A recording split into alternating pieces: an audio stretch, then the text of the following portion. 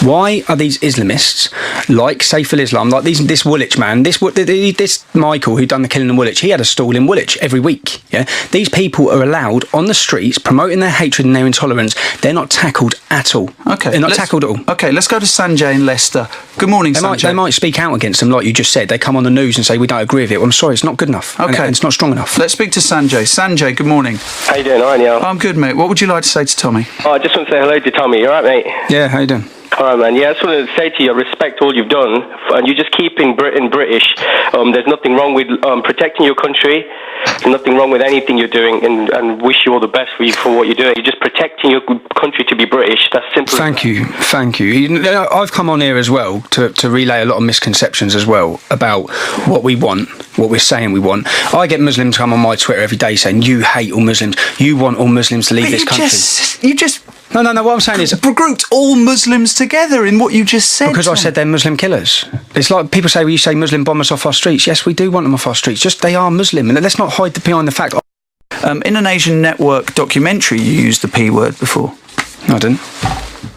We've got it on record, mate. Well, I've never seen it. So can you provide me with it? Okay, if we can try and get a recording of it before the end of the show, we will try and get one for you. Let's try and track that down just to remind you of it. Let's speak to Abdul in Luton. Good morning, Abdul. Good morning, Neil. Good morning, Tommy. Your hometown. Abdul, have you and Tommy's paths ever crossed before in the streets of Luton? Really, I work too much to get involved in that stuff. But anyway, what I want to say is, I just want to message to your last caller, actually, Sanjay. I think Sanjay should look at himself in the mirror and slap himself, but that's another conversation. Okay. Because he has a difference of opinion to you, he should slap himself. Proven previously to be known to create and incite racial tension, and I applaud the police again for them banning the EDO to march into Hamlet. Okay, right, stay with me. Okay, let's go to Sanjay, who's been very, very patient. How are you? All right, Neresh, yeah. You tell me. Tommy Robinson says, listen, do not take away my democratic right to protest. Yeah. And people like Abdullah and Rab are simply saying, listen, there's going to be mayhem it's going to be chaos if they go through the streets of Tower Hamlets. What do you think? Well, the EDL should be able to protest wherever they want in the UK. Why are Muslims even trying to attack what they are doing? I mean, if they are really good Muslims, why are they not just standing back and letting them do it in peace? The way everyone don't bother everyone else in this country. You know, all other religions don't bother anyone else. Have you just noticed it comes down to Islam? Yes, so I'm saying that... I've heard about radical Hindus in India who cause absolute chaos. I'll give you the example of that one. This is England we're talking about. We're not talking about India right now. And besides, Muslims have caused so much problems in India. It's unbelievable. But hold on, I don't know. Let's just move away. I will sort of ask you a few more details about that. You're making very sort of wide statements there. What I want you to do is deal with small points one by one, and then I can argue with you as well. So please tell me. Go ahead, Sanjay. Should they be banned or not? No, they should not, because this is England, it's a Christian country, and the thing is, this country allows all other faiths to get along peacefully without bothering anyone else. I mean, I don't know why it affects the Muslims so much, because their plan is to take over the UK. Everyone knows that. EDL are doing good, because I guarantee you something... A population of a few million are trying to take over the UK? Who told you that? Yeah, I mean, they're doing it slowly, but I guarantee you one thing, 20 years from now... God, you must have read an article about that. Can you share that article with me? What's that about? The Muslims are trying to take over the UK. I've never come across that one. Well, I'll just tell you some basic common sense. Please. I mean, they're having so many kids in the UK. I didn't know that. Is there a population census which says they're having more kids than Hindus and Sikhs? Is it all right if I finish? I mean, you asked me. But please, Sanjay, you know what? I respect you. You're an articulate individual. But what I want is that general sort of assertions they're having more kids than us. Yeah, I'm going to tell you another thing. Like, if a Muslim guy goes with a non-Islamic girl and he tries to convert her, see, there's always if you use your basic common sense, Islam is actually expanding in the UK. Anyone with a brain cell would know this. This is what Tommy Robbins is trying to put across.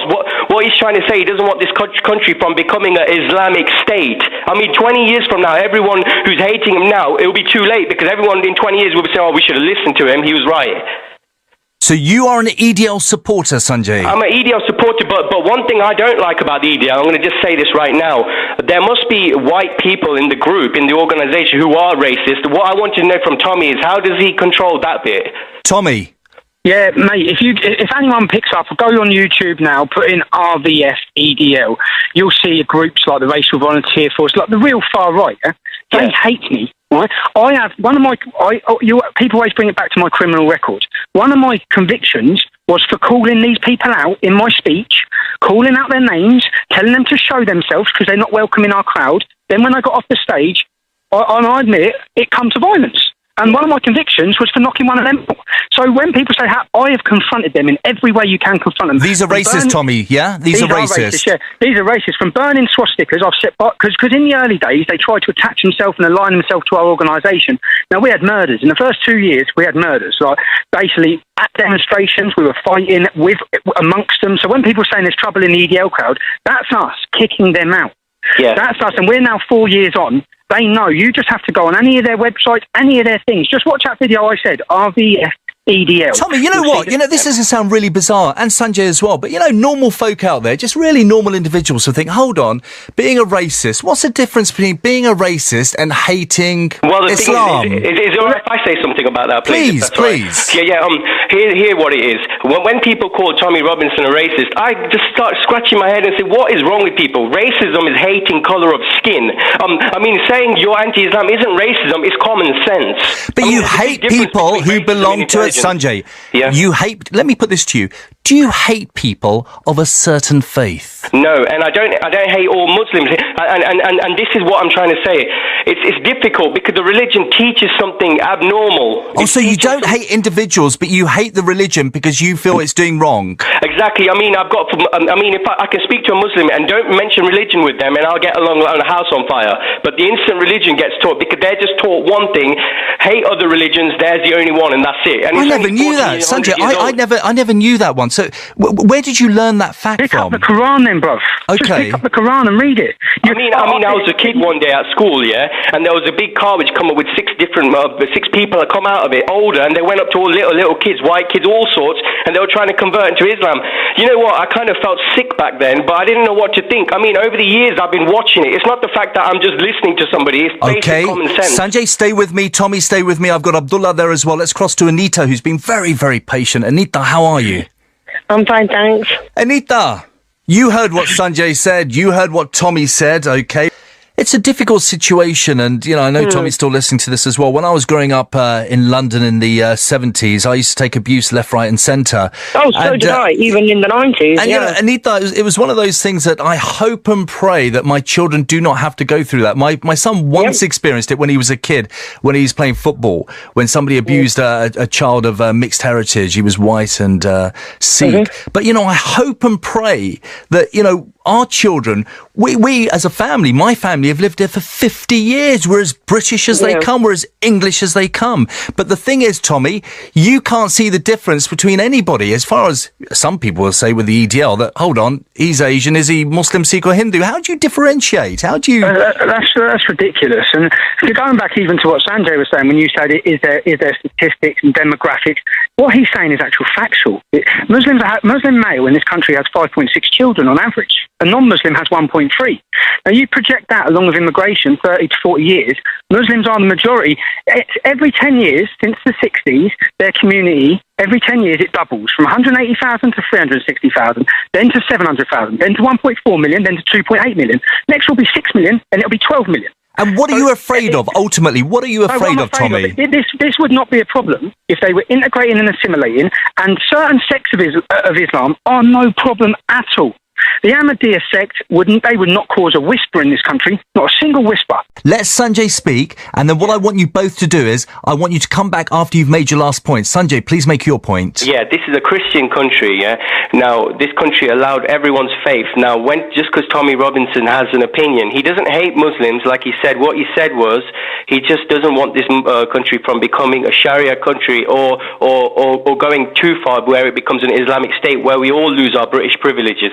Now, that's all he wants. Now, the fact that there's so many Muslims who have got anger on him is wrong, because the thing is, even Muslims should understand, do Muslims really want to live in a backward way country? Because if you go to the other countries all around the world, they're living in a backward stone age. Let's go to Z in Preston. Z, hi. Hi. How are you? I'm fine. Yeah, I've been listening to your callers, and obviously listening to Sanjay. Obviously, I'm a regular listener, so I know his sentiments about the EDL and his stance on Islamists and Muslims and all the rest of it. I wanted to ask Sanjay if he has ever been subject to racism. Another one from Shakil, who says Sanjay is pro-EDL. His views are extreme against Muslims. Every time he speaks about Muslims, you can hear the disrespect in his voice. It's people like him who make things worse.